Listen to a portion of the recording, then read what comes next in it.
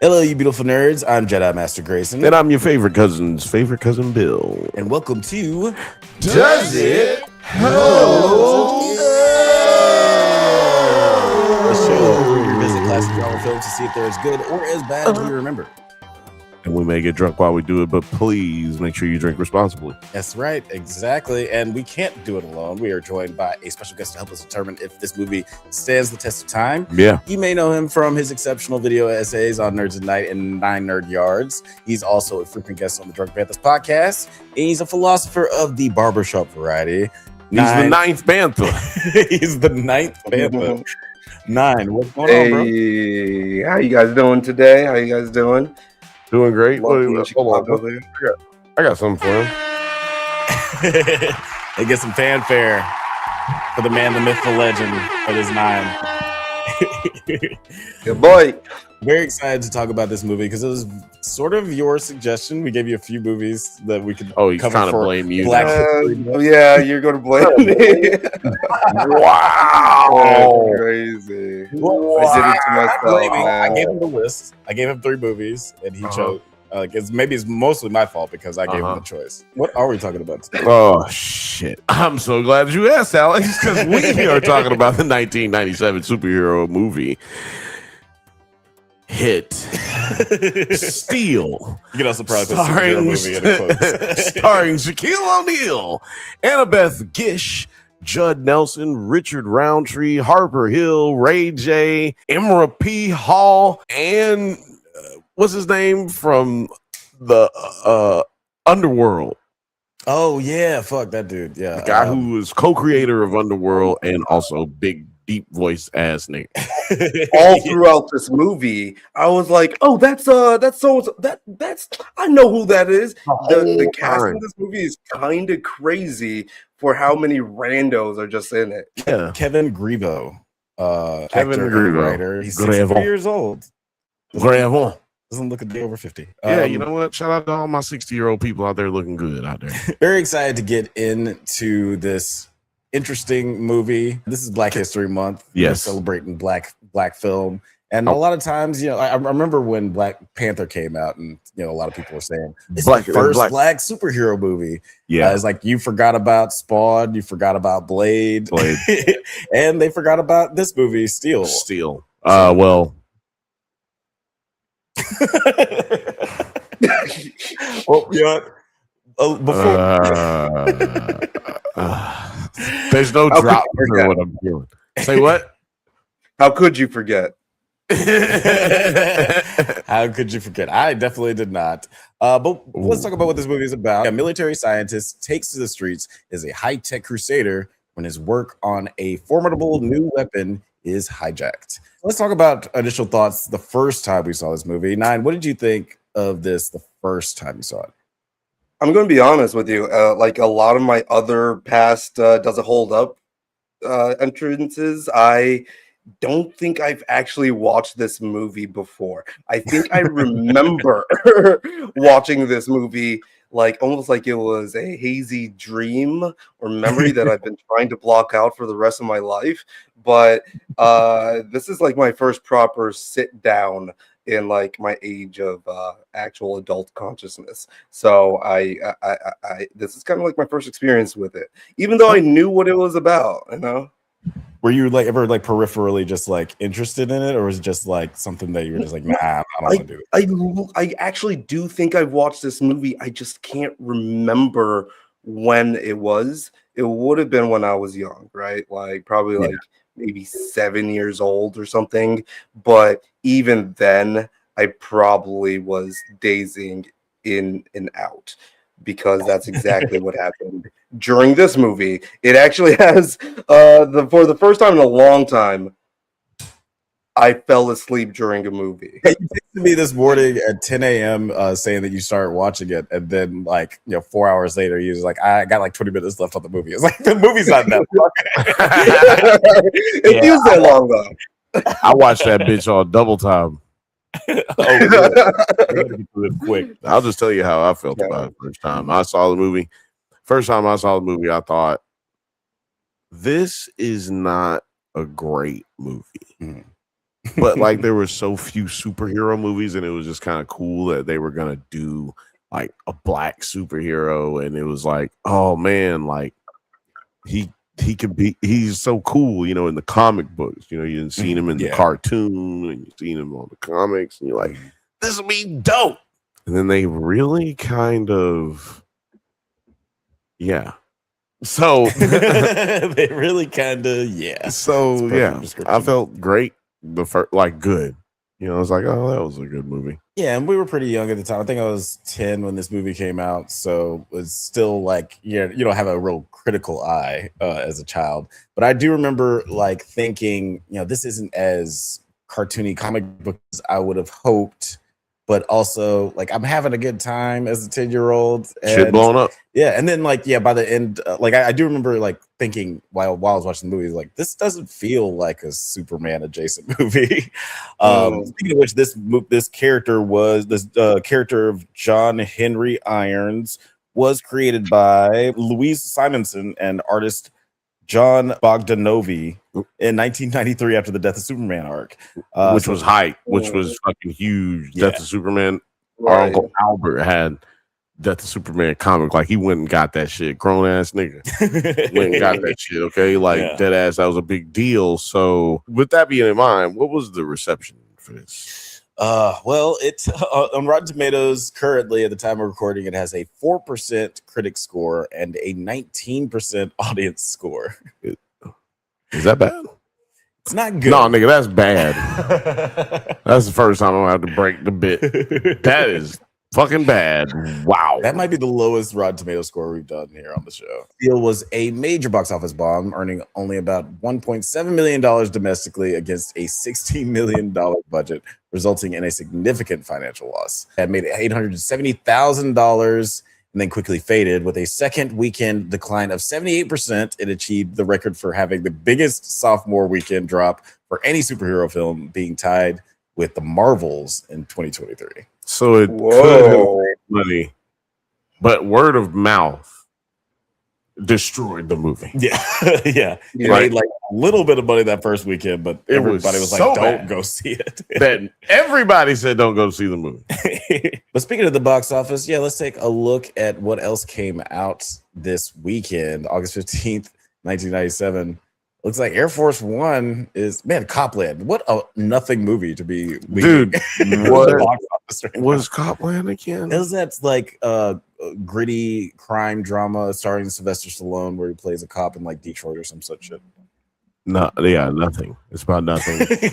Copland, Air Force One, Conspiracy Theory, Event Horizon, Spawn, George of the Jungle, Men in Black, Picture Perfect, Contact, great fucking movie. Nice. A lot of these were still on this list. Oh yeah, it's right there. It's number 16. It's like number 3 out of the newer movies that came out this weekend. Where Copland is somehow at the top. Then everybody forgot about it. Yeah. And Event Horizon is at number 3, I think, or number 4. You got Jurassic Park in that bitch. Con Air. Gosh, what an interesting Full year. Monty. It is crazy that we got speaking of black superheroes, we get 3 comic book movies with black protagonists in Men in Black, Spawn, and Steel all coming out around the same time. So and one of these it was black as hell that year. That month. What month did this come out? August. Okay, not Black History Month. No, not Black History, but all right. they were a few months late. They missed it. They missed a good opportunity. People weren't woke enough. Oh yeah, well, I don't think people would have noticed back then. That's how fucking people were oblivious to being woke. But let's talk about some of the performances in the movie. We got, we mentioned earlier, we got like a pretty huge cast. Yeah, well, you want me to go through some of these cast members? Because like basically reading the cast is like reading a cameo list for an Adam Sandler movie. I got them right here. Like we said earlier, we got Annabeth Gish, we got Judd Nelson, we got Richard Roundtree, we got Ray J. We got, for those who don't know who Richard Roundtree is, he was Shaft. Okay, so then we got Irma P. Hall, who's basically your grandmama in every movie that you've seen or you haven't seen. Hill Harper, Thome Berry, which Go look him up. He's basically like a cop or like some asshole in every movie. Yeah, he was the Carl Winslow of this. He's the Carl Winslow of this movie. He's like your cheap Carl Winslow. If you couldn't get Carl Winslow, you're like, well, let's go get Tom. Yeah. Tom show up on time and everything. John Hawkes. He was in not 6 Feet Under, but the other. Show. I love that guy. What's the name of that show? He was the scraggly criminal who steal first encounters. Yeah, he tried to hit, but you know what? That was one of the best parts. That nigga said, "Let me see some cash. Break yourself now. Break yourself." He told that. Yeah, he said, "Break yourself. Break yourself." And then took the shit and ran. I was like, wait a minute. Break yourself now. Apparently, Johnson, the writer and director of this movie, to aid with the urban aspects of the dialogue, he took a copy of the script to South Central Los Angeles and spent a day with a group of kids to ensure that the language of some of the characters was more believable. He overdid it. He overdid that shit so much, man. Because I was just like, I just don't know if he's trying too hard, or are they trying to make it like a blaxploitation type of deal with like the bass line and everything, and everyone's talking. I mean, yeah, we got Shaft in this bitch. So I was like, is that what he's going for? Or is this just like how people talk in LA all the time? But nothing felt really natural. Or yeah, he just tried. He was just trying too hard. I think he was just trying way too hard. I feel bad if I did mention Rick Worthy. Rick Worthy. He was the dean on Magicians. Right. He was in Magicians, like I said, but he's also a man in the High Castle. Saying though, every single time I was watching a scene, and I was just like, I know where this person is from. I've seen him this other stuff. Every single scene, and then they just were not around anymore. I was like, and they weren't good. They're not most of the time. I mean, well, they did better than you know who a lot of the time. Too. Well, you talking about Shaq? This is the thing. Yeah.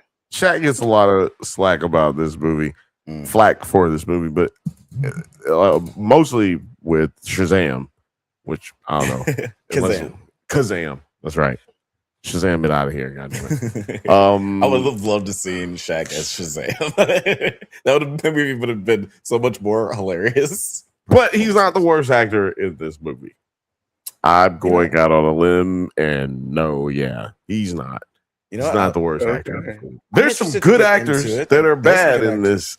And yes, I'm gonna ask y'all right off the bat, like, who is your MVP of this movie? Nine?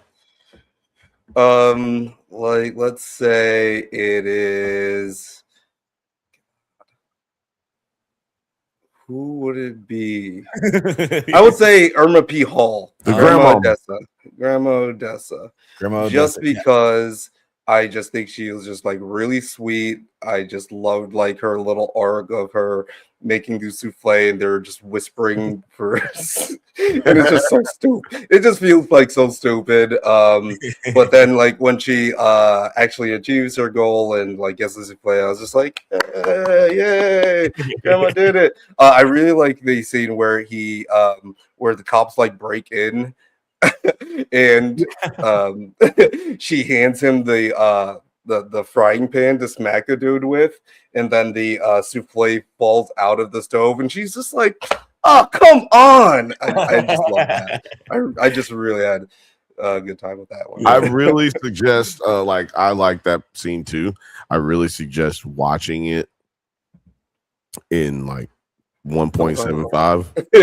Yeah, that shit is like, and just play Benny Hill in the background. No, it's not like that. I'm telling you, everything in this movie is surprisingly really fucking slow.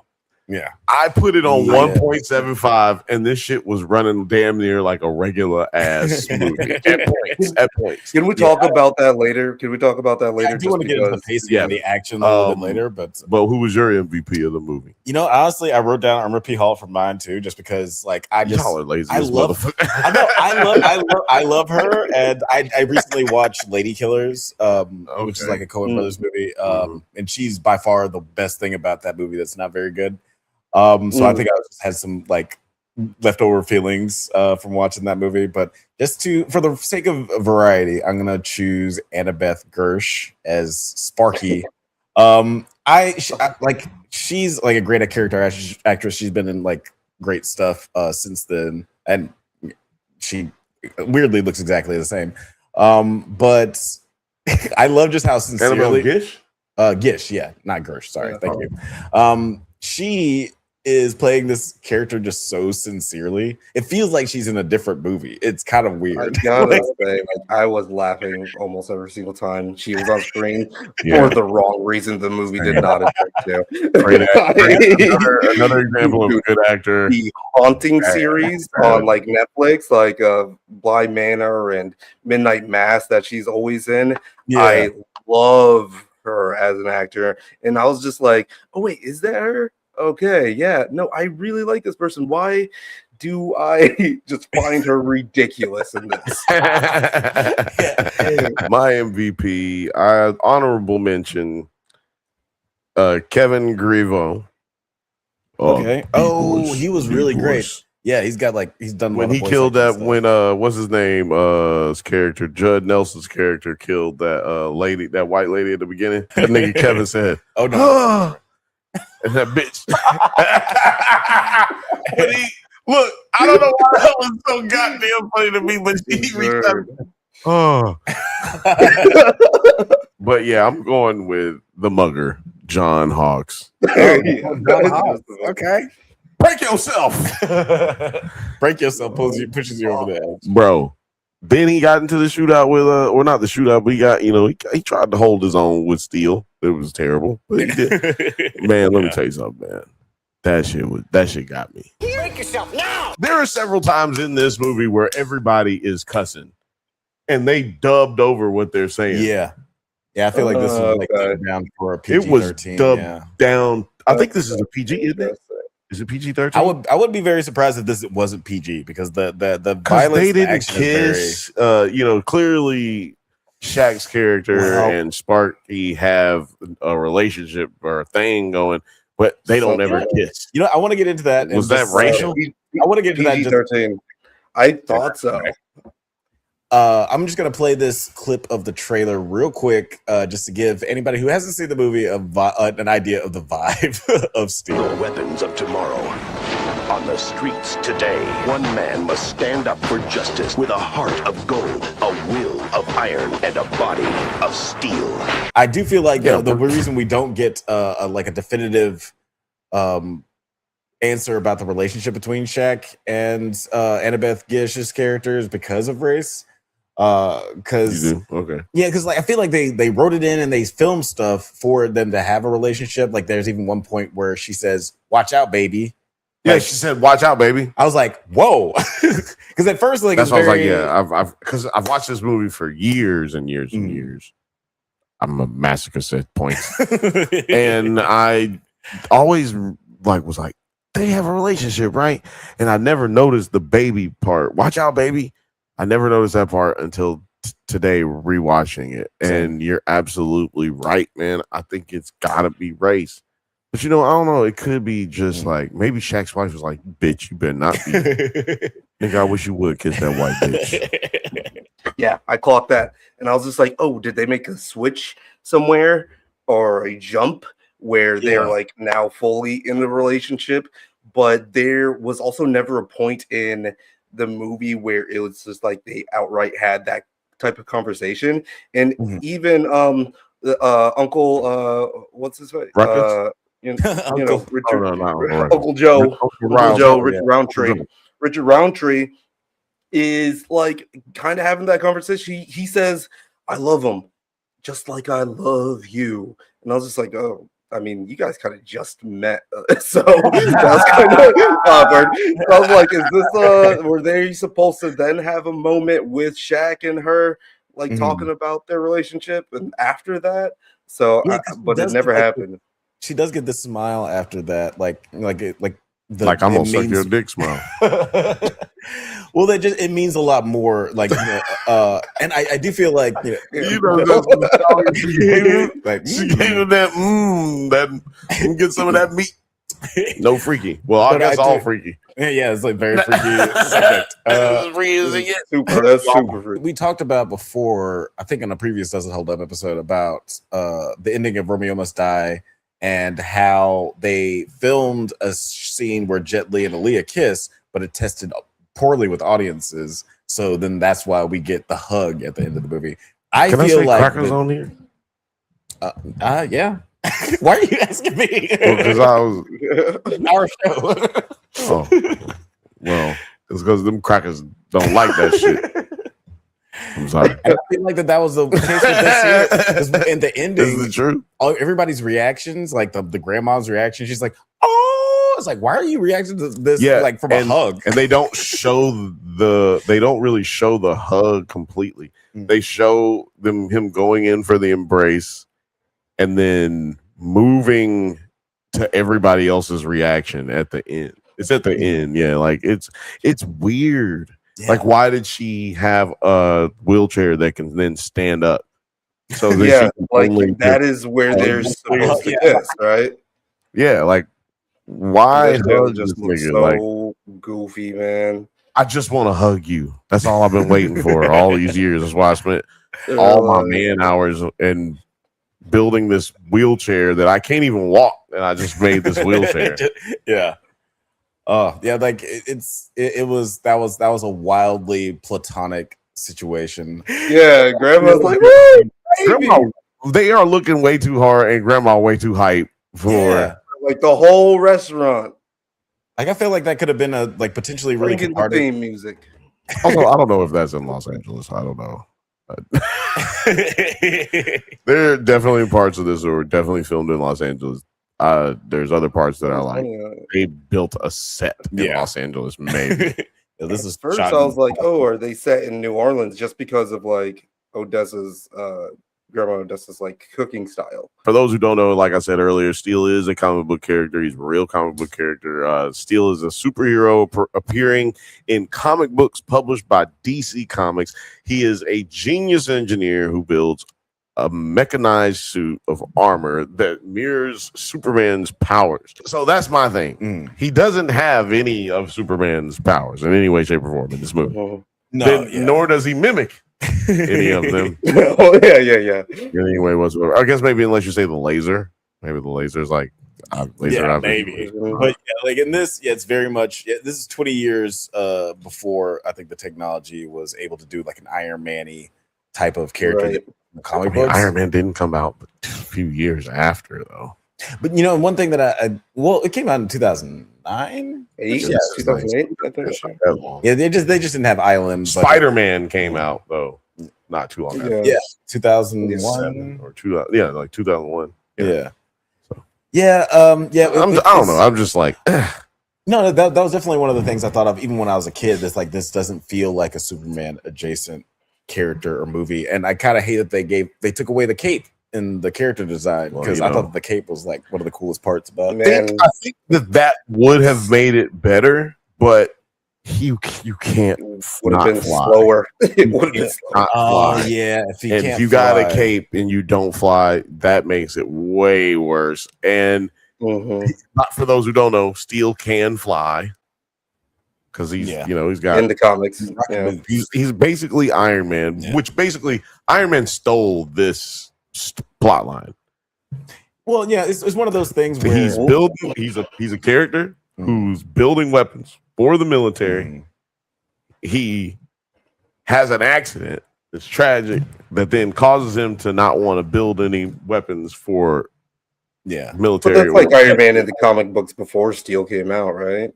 I'm just pointing out that this whole plot line right here. Well, actually, in the comic books is different because he's trying to mimic the powers of Superman. So yeah.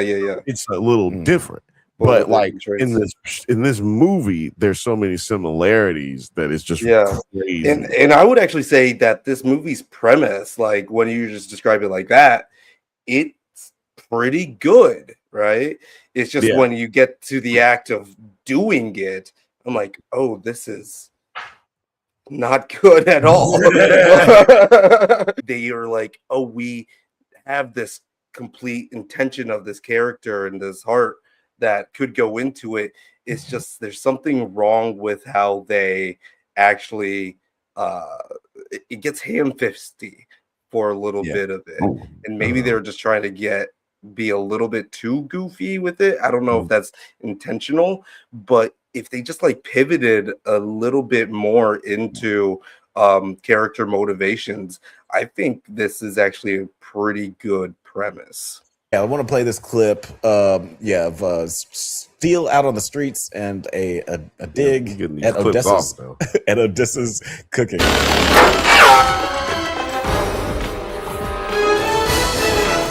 Well, I'll be dipped in shit and rolling breadcrumbs.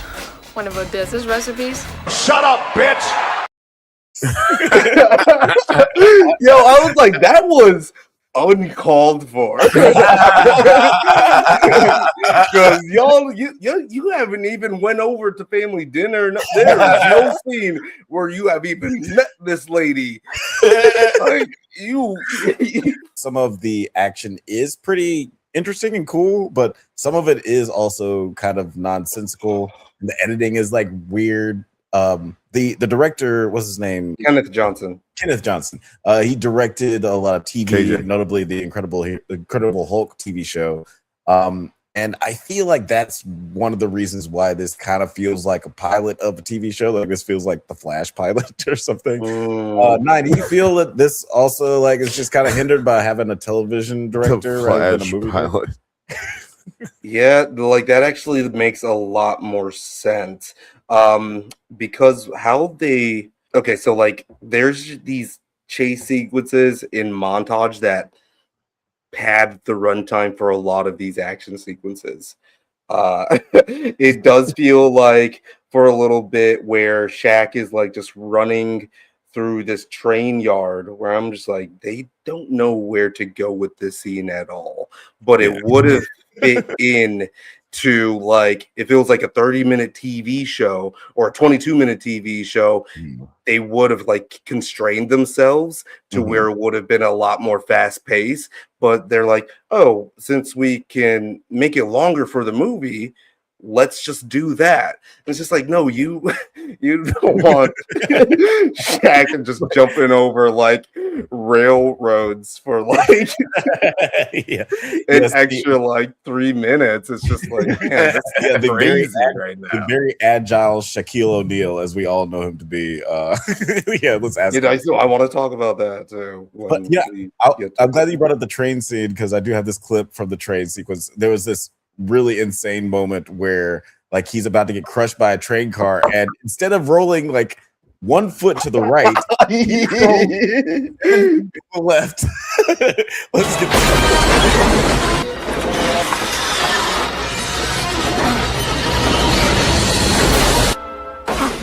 he does it so slowly in the wrong direction.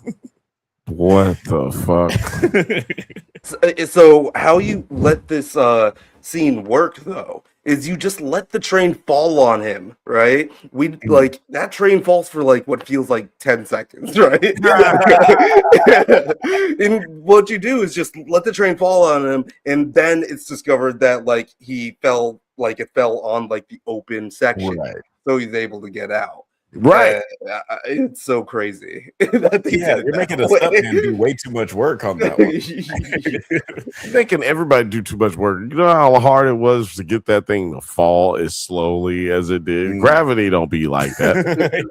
The shooting schedule presented difficulties for the director due to the schedule of star Shaquille O'Neal. O'Neal was already committed for playing the 1996 Summer Olympics and training at the Los Angeles Lakers camp in Hawaii. This left Johnson with 5 weeks to complete filming all of Shaquille O'Neal's scenes. So is that why they cheaped out on everything? Probably, as we know, like rushing things doesn't help with the quality of things. So Ask Surf Ninjas.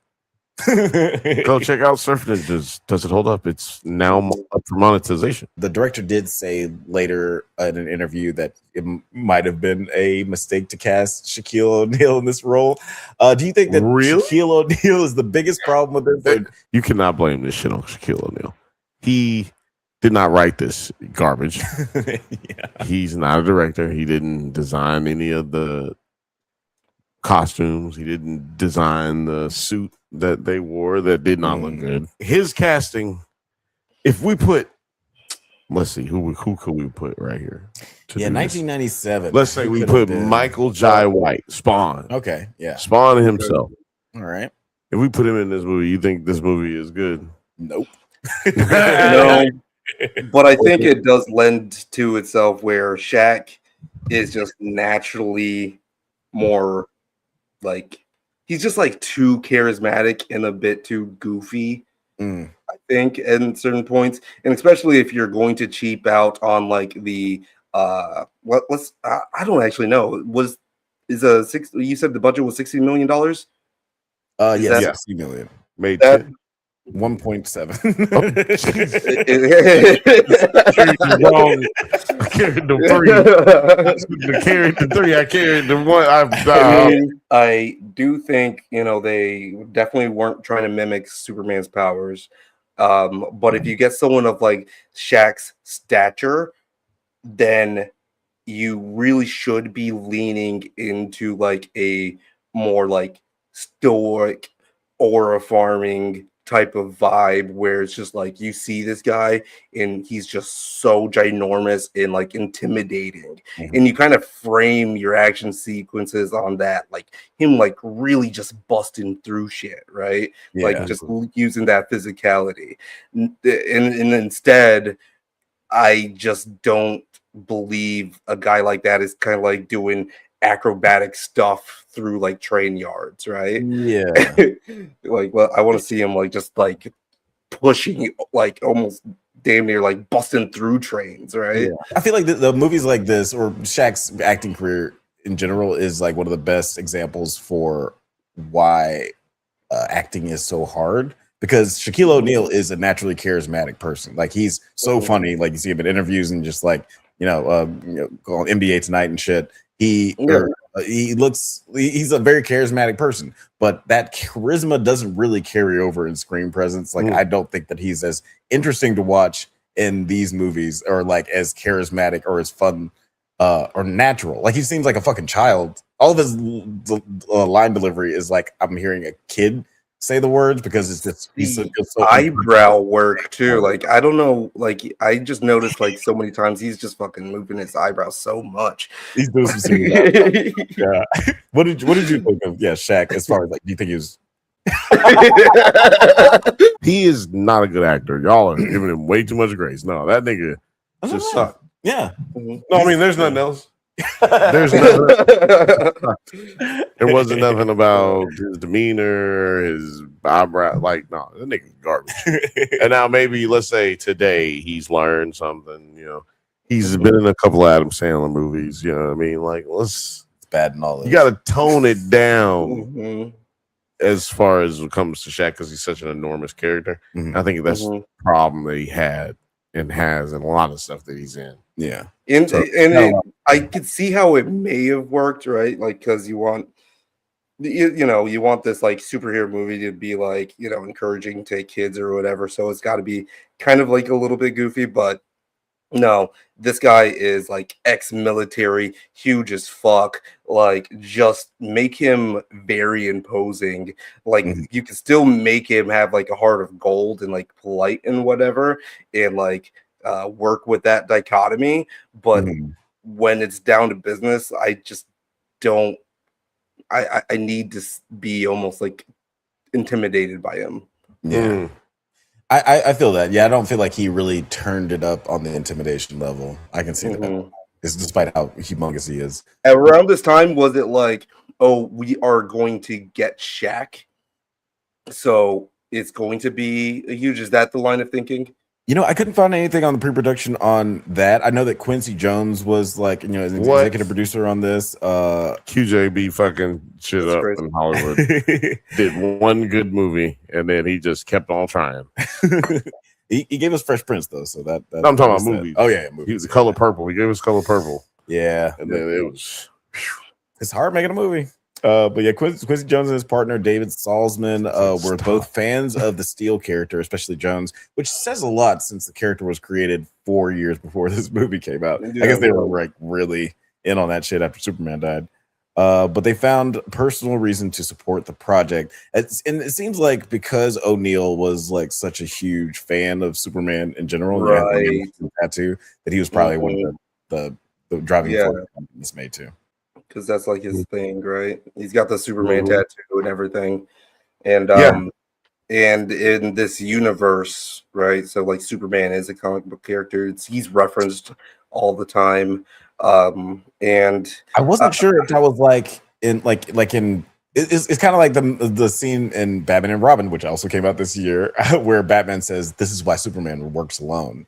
It's like I don't know if. Like this is you referencing a character who exists in this world, or referencing the comic book character. Because then to like push the meta even further, Bill mentioned the free throws thing, and I actually like had a great time with that when he first like picked up the ball when he gets back home and he like completely just bricks it. I was just like, that's funny. And then they did it again and they ruined it because he's just like, I always was bad at the free throws. And I was just like, why did you guys say that? First of all, because you're ruining the like, the audience knows this already. But then it's like, so you did play basketball, right? Like you had to have dabbled. It's hard enough to stop thinking about this giant behemoth nigga as who he is in real life, but now you're gonna remind me every act you're gonna remind me that this nigga missed free throws that got them kicked out of the fucking playoffs. It's like, god damn. and there's no like playoff. Do they do a playoff where he makes the shot? With the grenade. With the grenade. With the grenade, right? Counted, which is what he used to always say. I used to make them when it counted. And it is funny that Richard Roundtree also gets off a Shaft joke, like a better joke, but it's also because he's not actually Shaft. Like everybody's reaction to his joke makes it seem like he was talking about dick. Yeah. I noticed that too. I was just like, wait, what are they doing? Yeah, he did. They did look at him though. I mean, it was supposed to be little things like that. That's what leads me to believe that like they took a lot of the cussing out. Yeah. I mean, I know for a fact they took a lot of it because like, you look at a guy's face and he goes, "Son of a bitch," and then he just goes, "That guy." It's like, oh, there's somebody who said shit and they clearly changed it to shoot. Yep. There's a lot of them. I bet you there's 15 of those. One scene I did want to play just because it's very much timestamps when this movie came out, talking about this brand new technology. The TV station said the videotapes of the robbery were sent anonymously. High-tech weapons not available in any store. How does a buyer make contact? In this day and age, there's only one way. The internet? Damn right. We can pick up all kinds of good crap, not just porno. It's like, we're still reigns true to this randomly in this white supremacist den. It's like, make sure you guys go use the internet to its full capacity and like and subscribe right here at the Drunk Panthers channel. Yes, that's right. Hammer in that like button. Click that like button. Push the goddamn button. Push the goddamn button. You heard what she said. I guess there's only one more question to ask before we got one more wrap it up, but we actually got another. Well, go ahead. What? I was just gonna say, does it hold? That's right. At the end of every episode, we vote on whether this film whether the film in question is as good or as bad as we remember. And 9, since you are our special guest, you have the honor of voting first. Yo, bro, no, this movie does not.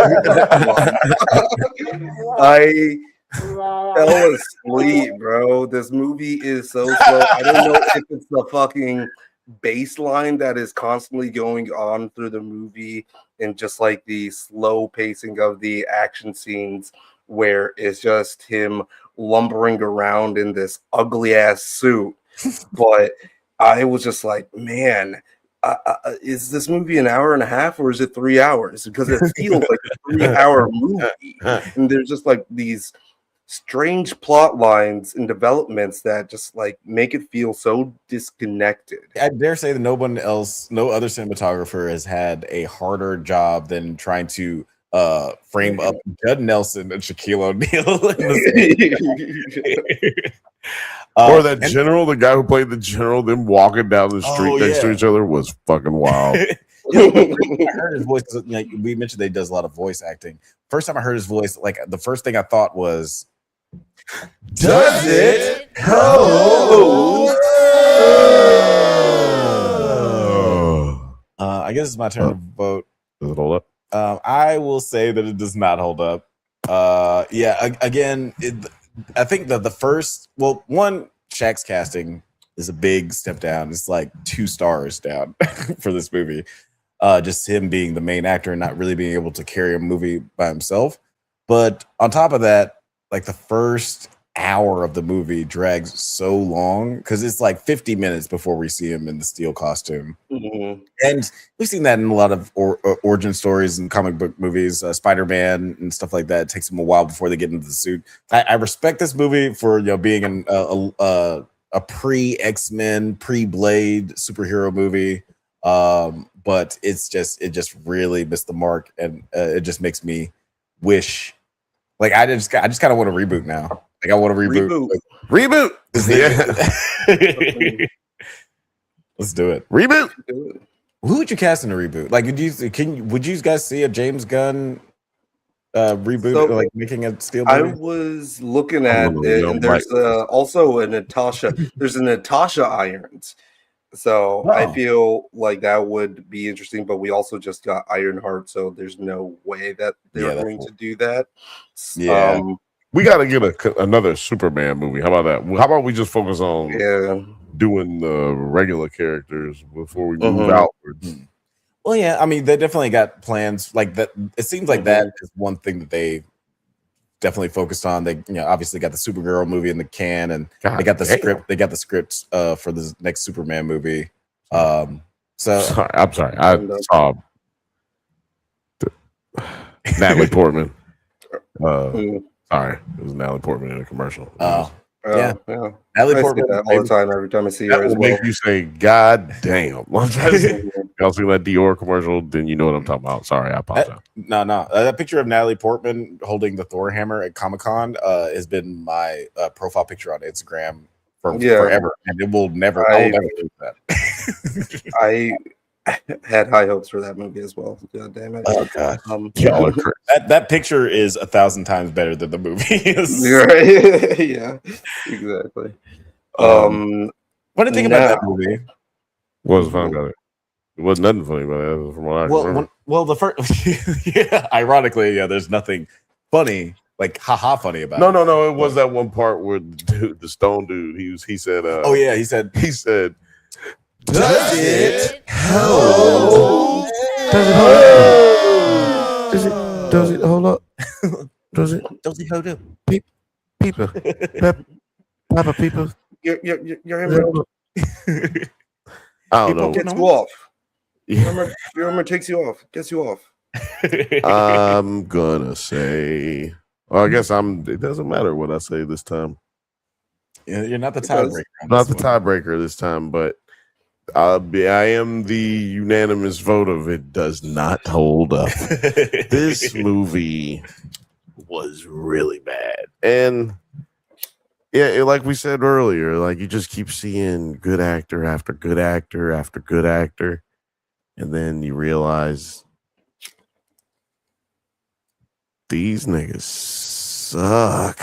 And then it's like, wait a minute, I've seen them though in other things. But remember, children, and anyone who's out there aspiring to be an actor, that's why you keep working. That's why you keep practicing and trying to achieve better things because everybody's going to suck at one point in time. And boy, did Hill Harper show you that that's what you could do. boy, did Annabelle Gish. Boy, did Annabelle You're a legend. Oh yeah, my what? No, that nigga was crazy. I used John Hawkes. Oh yeah, that's right, John Hawkes. The dude John Hawkes is great. He's in what's the name of Hardball. that? I think about Hardball all the time. What's the name of that TV show? It was on HBO. They were in the Wild West. He played the dude who was with what's his name? Deadwood. Yeah, he was in Deadwood. Check that out.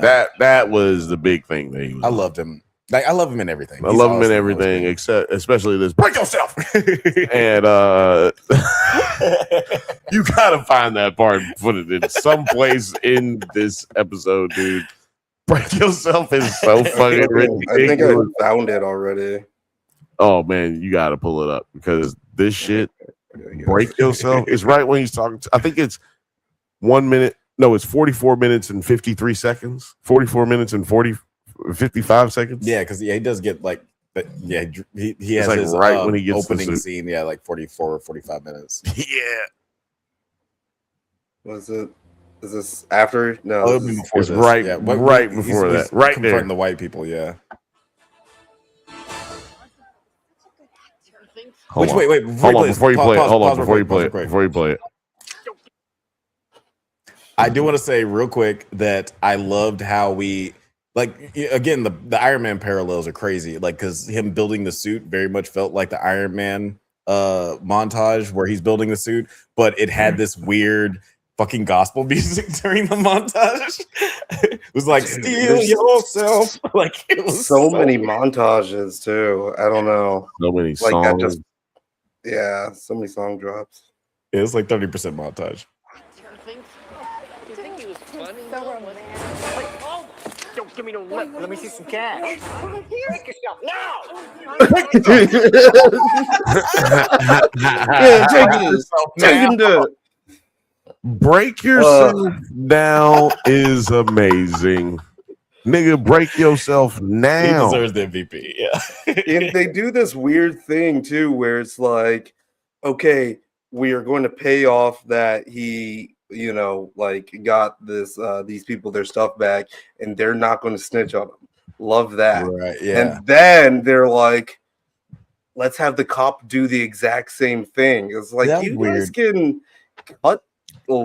trim a little bit of this off, Yeah, they could have done one or the other. I thought that was fine. They just waited too long to do it again with the cop. Yeah, it was a weird. Like, if they'd have did it like, oh, now he gets arrested right after he just helped that white lady, and then he gets cleared of it. Like, yeah, oh, right. Okay, that was okay. The city is galvanizing. Okay, I get it. But when they did it like they did it, it's just like. What? Yeah, right after the other. Yeah. I thought we already established this. And before we get out of here, I do want to say, like, you just disparaged Richard Roundtree's performance of this earlier, and I just have to play this clip one more time just to show you his magnificence. Again, I feel like he wrote all of his own.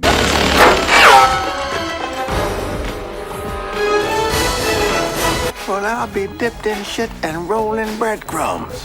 One of Odessa's recipes? Shut up, bitch! Yo, all right, can I play the official apology to Annabeth Gish? Can I just make that apology right quick? Because we didn't call her a bitch. Yeah, we have had 4 or 5 times.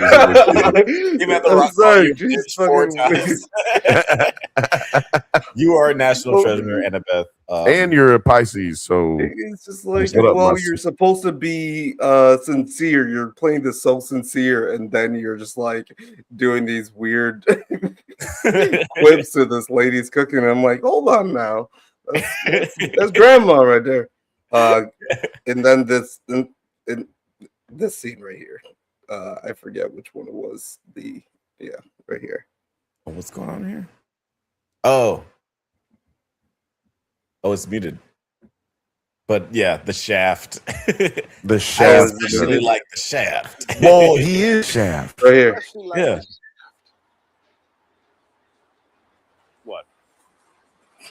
Look, guys. So, like, yeah, that's a pause moment, right? Like, it's I like think we were all just either like, we all know Uncle Joe's gay. He just it's like, yo, pause for a second. Say, you know how I know you gay? No one just says, I especially like the shaft. especially I like don't like the shaft. Hold up. Wait a minute. Something ain't right. Something ain't right. That hammer is poorly designed. That shaft is actually way too big as a hammer. Yeah, It the is shaft is completely arguably the straight worst part of it. I don't know. Right. It's kind of got to be big enough for Shaq, though, right?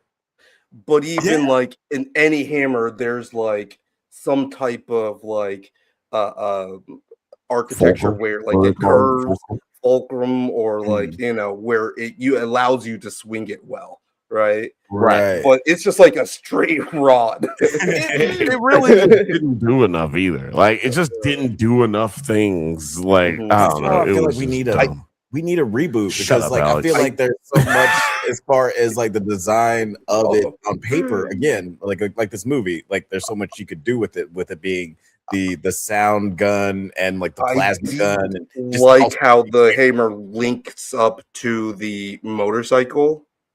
Was it a motorcycle? It moved like a like- moped while he was on it. Yeah, dude. 50 pounds. Like it's like a little sporty spice motorcycle, and I'm like, you need a bigger thing. Like you need the Dark like a Knight Harley mobile, right? Like Man. huge, They right? just fucking shit the bed on that cheapness of this movie. Yeah.